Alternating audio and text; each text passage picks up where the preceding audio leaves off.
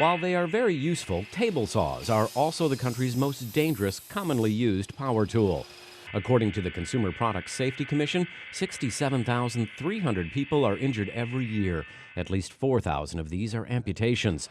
In addition to the human tragedy, the cost to taxpayers nationally is $2.36 billion a year, or $35,000 per injury. This is a reality that doesn't need to be, according to Assemblymember Das Williams. There has been technology for years that allows essentially there to be a safety stop if someone's finger comes in contact with the blade.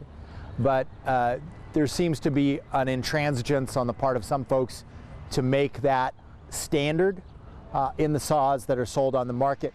Assemblymember Williams has introduced AB 2218, the Table Saw Safety Act, in an effort to increase consumer protection. What we are doing is mandating that there needs to be a safety device on every saw sold in the state of California that would stop within 1/8 of an inch of contact with a human body part. SawStop is the only company that for years now has implemented a system that has been proven effective in preventing serious injury while using table saws. Steve Gass describes his invention. The blade carries a small electrical charge. This charge is continuously monitored by a digital signal processor.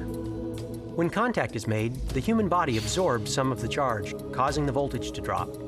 The drop in voltage triggers a quick-release aluminum brake. A heavy-duty spring forces the brake into the teeth of the spinning blade.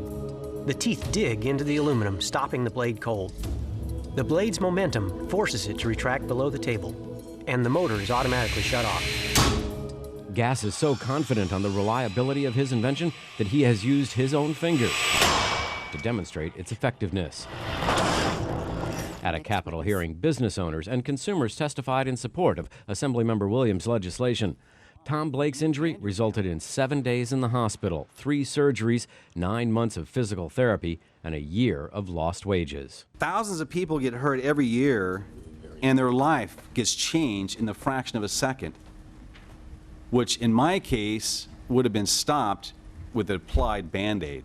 Joe Kehoe, one of the first buyers of table saws with the new technology, talked about his employee Alfredo, who, while working on a side job at home on a table saw without the innovative protections, cut 2 of his fingers and lost all feeling on his palm and remaining fingers. He spent nearly 2 weeks in the hospital and is currently on state disability, waiting to start rehabilitation.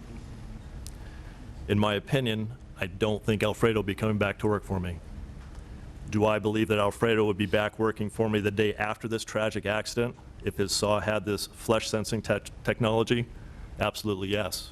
One critical component of this legislation is that it does not call for the use of one kind of technology. Table saw manufacturers are free to develop their own active injury mitigation systems.